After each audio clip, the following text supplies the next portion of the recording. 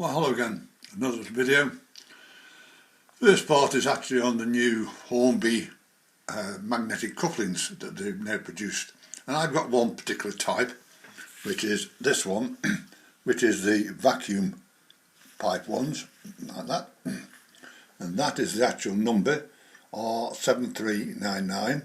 You get 8 pairs of them. These are my original ones I've got. These are the Hunt couplings. The problem with these ones is that they have an A and a B, so you've got to put them one way round. You can't turn the wagon or the coach around, and they won't work. Whereas these you can. Don't know which way round of the coach you put or the wagon, they'll work perfectly. They've got 2 magnets, as you can see. If I just shift that one out of the way a minute, it's getting magnetic, and just do this, part them like that. Oh, perfect. And what I've done with those, I've fitted them to, so to say, all my 68s, and I've also got them on all these Pullmans. These used to be a headache with normal couplings, but I then put the normal magnetic ones, the Hunt couplings on, and they worked. I've now put the Hornby ones on, and they are perfect. So what I'll do with that, I'll actually show you how this operates as it is. I'll put the transmitter on, I'll do this. This is it normally going. You can see the couplings, they're lovely couplings. Quite pleased with these. And if I actually now stop it,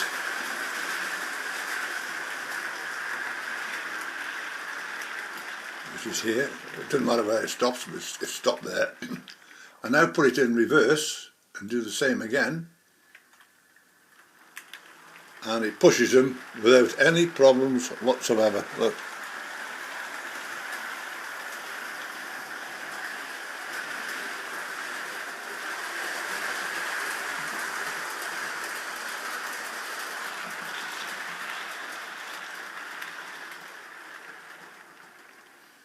And say there, you can see them down there.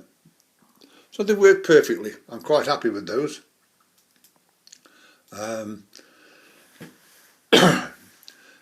What I've done now is actually I've put them onto these wagons now, which makes a lot of better difference. These used to come off something going into here. Now they don't come off like this, so I'm very pleased with that. Now, while we're just around this part now, as you see, I've done these wagons, coal wagons, like that. And what I've done with how I do them is with this. This is the actual a wagon, like this. What I use weights in my wagons to keep them down. And these are the ones that I buy. They are car weights. I bought a pack of 20 of them. And what they come in is 10s and 5s on this particular ones that I buy. And all you do is you cut them like down there and peel the back off and stick them under your wagons or in your wagons. Now what this has actually got here is this has got one sticking underneath. Some wagons you can't do that, there's nowhere to fit them because of the undercarriage. But with these I've done that. And what I've got then, I've got weights in here, and then what I've got then is a piece of cling film, as you can see there. Push that in and put a square piece of, in this particular case, in foam in there. You can use card if you've got the thinner wagons. And then I'll pour the coal in there, PVA glue it. Then what you can do then, once it's hardened, you can pull it out by the plastic, and then you just peel that off, and then you can put it back into the wagon. And what it's doing is not actually marking the wagon. So you can actually have them in as an empty wagon or as a coal wagon or anything else you can put in them. And that's the way I do it. So, and they're roughly about 50 grams. Each one of those is roughly 50 grams weight in total. Now the thing is, just while we're on the total of the weights, is this is alright if you've got like mine, which is a flat layout. If you've got an incline, like going up there and over there, we say, Remember that loco has got to pull all that weight, whereas normally you just have empty wagons and go up. So you most will have to put double headers on to pull them up a incline. Just a little pre-warning on that, but that's the way I do mine, and they're working quite satisfactorily now on that one. Now, as you see, just sitting behind it, this is the you've seen this loco before, the Experiment. I think the North Yorkshire Railway's got this at the moment. It's, you know, it doesn't exist anymore as such. It's all in preservation. And what I've got is a couple of coaches on the back of it there like that. Now what I've got is that particular one. As you know, I do a lot of programs in all my stuff here that I use. But what I've got in here is, if you actually go in here and go to here, this is the Churnet Valley Heritage line. Now I actually used to do this. This was my line. When I was on the railway, I was a lineman for this particular line, and the line itself went from Uttoxeter up to Leek. When I first joined this part of the railway, originally it used to go up to Macclesfield there, but that part's been redundant now, and it went from Leek down to Oakham, to Uttoxeter, sorry. Now at the moment now this is running. It usually runs on a weekend. There's another line there which goes to Caldon Low. That is a branch that goes up into the Derbyshire Hills, up to the Caldon quarries. So you should bring mineral ore back down from the quarries down on here, and then we should come down here, go into Stoke or wherever it might be, and take the ore away. And what we've got here is where it says Leek there. That was where my hut used to be. If anybody knows Leek at all, Stoke-on-Trent, where the mini roundabout is, as you come into Leek from Stoke-on-Trent, at the right hand side there's a Morrison's, and that was where the station used to be. And at the top of the ramp was my hut, and from there I used to go and travel all the way down this line. But remember, in my day when I was doing this, there was no mobile phones, there was no vans. You had to travel everything by train or light engine, whichever the case may be. Now this part here, which is Cheddleton, this part here, that is Cheddleton Station. That is 3 miles from me. That's where I live, roughly. And that is a Cheddleton part there. And if I go down here, I have to go back again for this one, I think. Right. And then you've got Console. There's Console little station there. You've then got Kingsley and Froghall, and you've got Oakham Tunnel, which used to be existing. Then you've got Alton Towers. It's still there. They're moving, making the line down to there now, but that is just below the Alton Towers leisure centre. Now, where you've got down here now, what it is now is that where it went from Denstone through down to Rochester, where that is there now is the JCB factory now. So that's gone, that bit there. Then there's another bit up here which is gone as well. There's a tramway used to be in there. But that was where I used to work. I was a signal telegraph and locking lineman. And I did this from 65 up to nearly 67. And then I moved on to PT. Well, that is a little bit of history of something that I used to do. Now, if I go back onto my layout again now. So what we've got now is, this particular now is actually got a program to it. And what that one is if it'll work properly, if I do this.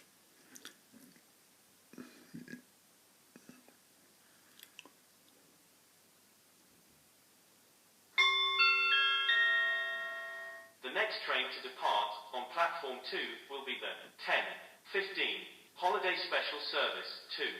Leek. Calling at. Roaster. Denstone. Alton Towers. Oakamore. Kingsley and Froghall. Consul. Cheddleton. Leek Brook Halt. And. Leek. Only. This train is formed of 2 coaches. First class accommodation is located at the front of the train. Please mind the gap when boarding this train. That is all through my train announcement generator which I've got. I picked all the stations out and put them in. And say this is a little program I made just for this special, because this is, this is where I live. You can do this for wherever you actually live.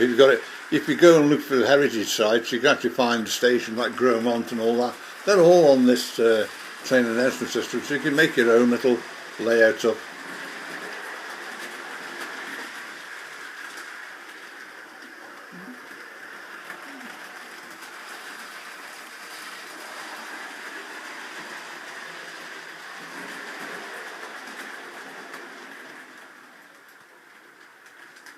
Here it comes. The next train to arrive on platform 2 terminates here. All change please on platform 2. Well, that's that bit done. So I do this with all the programs and everything else. Now, one thing that I have been doing, I've been very busy with some layouts. Now, quite a lot of you know that I do a lot of these layouts for you. Now this is some of the layouts which I've done. So I'd start off with something like that.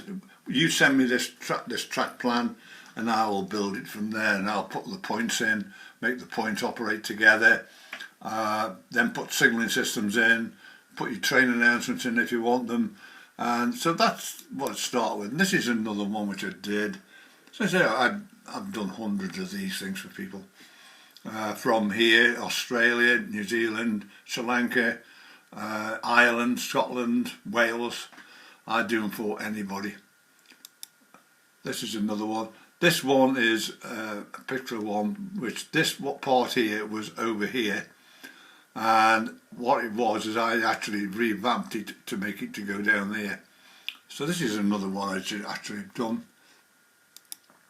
This is another one with all different signalling systems in. Sometimes it can take me an hour, 2 hours to put your signalling system in. Something like this takes me about 4 to 6 hours to do.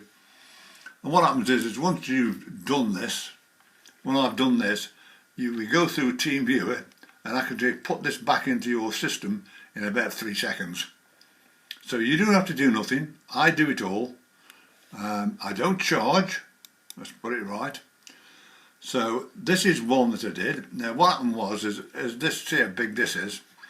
Now what I've done with this is this part here, I've moved it into this section here, as you see here, like that, so we can get it all on the screen properly.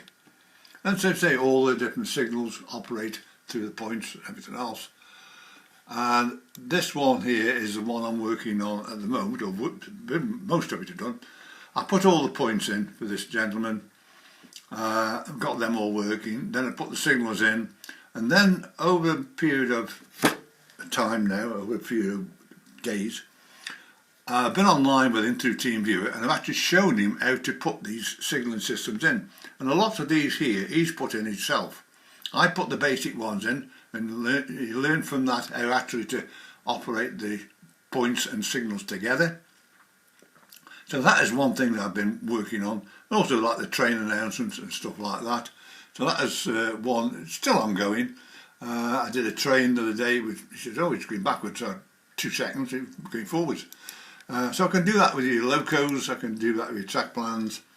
Now that particular thing there at the bottom, as you saw, there was a turntable. Now I was yesterday working with him to get it to work like this. You don't necessarily have to have a Hornby train turntable. All it's a matter of is the timing from one point to another. As it happens with these Hornby ones, there is a dwell between one and the other, so it's quite easy to operating. So I'll make a program up to go from the main one. So if I just move back up here now, I'll show you what this is. There's my turntable. As you can see, it's on for the main line there. And I've got a program to go to that one, that one, that one, that one, that one. Then I've got another program go from that one to there, that one to there, that one, that one, that one. And so I did this for him yesterday. Did a couple, we had one which was a problem, but they're quite easy to do. So what I've got here now is the numbers are the number of the track, and the turntable thing is the reverse. So if I actually go for 3, like that, the turntable now turns. I've got some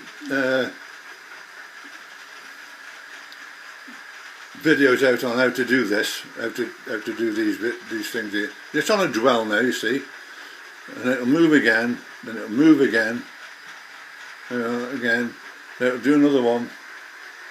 This is just timing. Because this idea with the Hornby one, as I say, it's got this dwell where it stops on the points like that, and then I can actually make it to go back again by just pressing these buttons.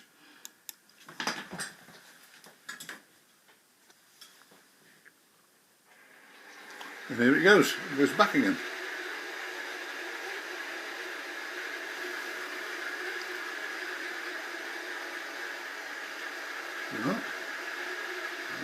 Should go back to the next one, which is the watch it, and that's how they all operate. You can also do it manually. So I put mine at 15. Otherwise, the motor's screaming his head off. But that's how it stopped. And just click that. So that's how I actually operate mine. But also in here, if you see this one here, what I've got there, I've actually got a dapple semaphore signal.